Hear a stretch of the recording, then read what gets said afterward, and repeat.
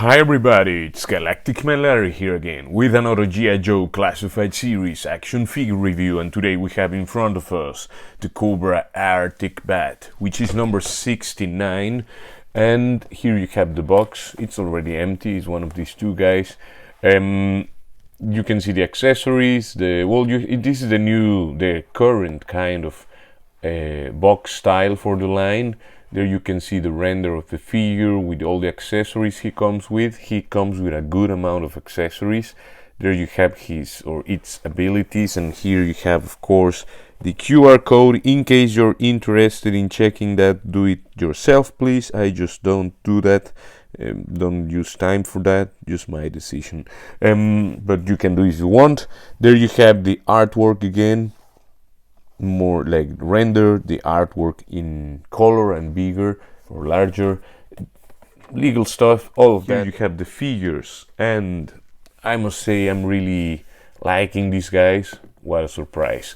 They come, both of them come with this damaged chest plate, which we have seen already with the previous B.A.T releases. This is cast in that white plastic, so we take that out of the way. We have this new piece, which is again a chest plate, but with more, like, there you can see the cover for the inside, and there you can see it's cast in this kind of gray plastic, and it has some brown paint. I don't know if you can notice it on camera. I do. For the padding and the pouches, you have this head, which is the new one for the B.A.Ts, and it's it's good to have new possibilities, you know. There you can see it has like a main camera kind of thing, and it has a lot of red dots there. They're not as nicely painted as they could be. Nice silver paint on the sides and for the like mouthpiece, even if this is a robot. And yeah, otherwise gray plastic, black paint, and all of the other colors are paint, of course. Nice sculpt, in my opinion. You have this regular B.A.T head, which says Arctic polarized. Some gray line there, some gray detail, and you can see the polarized paint, like it's metallic blue with a spray of kind of metallic green or yellow, something like that. Yeah, it's a nice, well, the head sculpt we know already, but it's that nice head sculpt with this cool metallic paint. And of course, well, not of course, but let's not give it for granted, but now we do have a chest plate with nicely printed Cobra logo in black, so it's high contrast, and yeah, looking good. Now the figures themselves, look at these guys. I mean, let's take them a bit closer here. I mean, you decide for yourself if you like this new look. I like it, and I like having possibilities and more variants and combinations, you know. There you have the regular one with the B.A.T head we know so far, and yeah, it's looking good in my opinion. There you can see they have this new black, well, they're gray, well, this kind of brownish gray with or grayish brown with black paddings or black armor for the shoulders. They have also these pads on the legs, which, if I'm right, the regular B.A.Ts didn't have. Yeah, I'm looking at a Crimson B.A.T and it doesn't have it. The rest of the body, we know it already. Is the regular B.A.T release. We have the regular B.A.T backpack, and there you have already one of the hands, which is cast in some grayish color like this. You can see it here where the paint was a bit, well, I think the midsection they didn't even try to paint it, but that gray color, and it's painted silver on top. There you can see they come with this sniper rifle which I think is nicely sculpted. It's good looking. The thing is, it's a bit of a paint. It came all like twisted, the muzzle, and it's very bendy plastic, so it's a pain to, you know, to fix that. But hey, it's, yeah, you have to put some work or to leave it all with erectile dysfunction, you know. And you have this little thing here, the stand, if in case you have the B.A.T laying on the floor and doing proper sniper work, you know, Look at that thing, it's all bent. Anyway, and you have also this piece here that moves and opens so that you can remove this little section. I don't know if these are like grenades or like shotgun rounds or like energy rounds for the rifle. I don't know what kind of ammunition this rifle would have. I don't know. I think it's not a realistic one. Maybe it's like a half realistic, half fantasy thing, you know. But you can see it's all bent, sadly. Yeah, it requires some work if you want to make it look perfect. Again, you have this chest plate here. We can remove it, and you have the detail we know from the bats about painted with blue metallic blue paint with black details there. This belt is new as well, has just some black paint there and in the buckle, but it's a whole new sculpt, if I'm right. I think I am. Again, these pads here, the belt and the shoulder pads are new, and of course, the highlight of the show maybe is this chain saw for arm appliance, you know. It's all cast in gray with some silver paint for the plate here. Sadly, they didn't paint the teeth of the actual saw, you know. But hey, if you really want to do that, you can do it yourself. We shouldn't have to, but okay. It goes in really easily, and I don't feel like I'm twisting, like stretching anything. It turns nicely without any effort or stressing.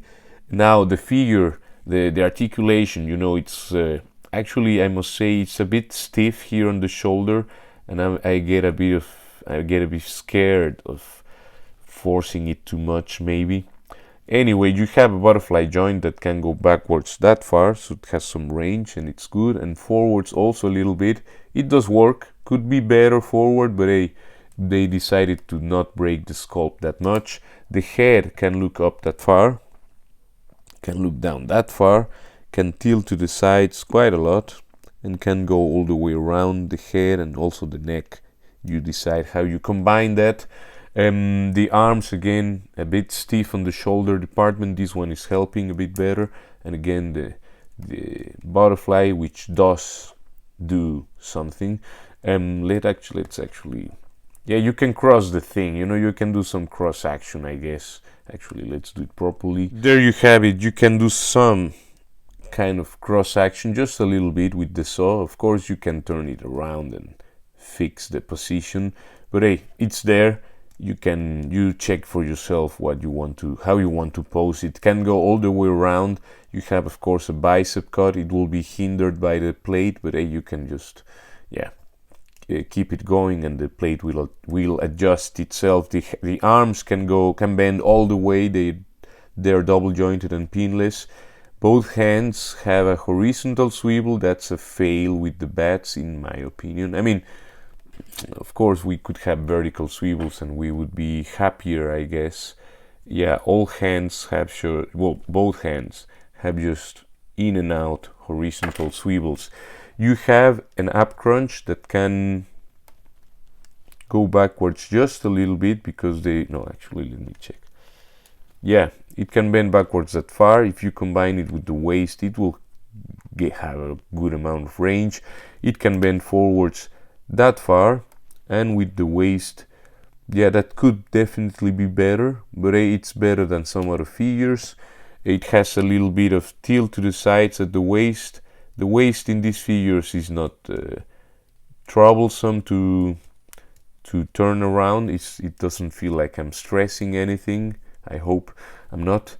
The legs can do, with all this padding and all of that, and the pistol there, it can do almost the full splits. I mean, the padding will get in the way, but if we put it out of range there, of course you will be able to do better than Spider-Man. And these guys, justified, they're robots. They don't have any pain or anything.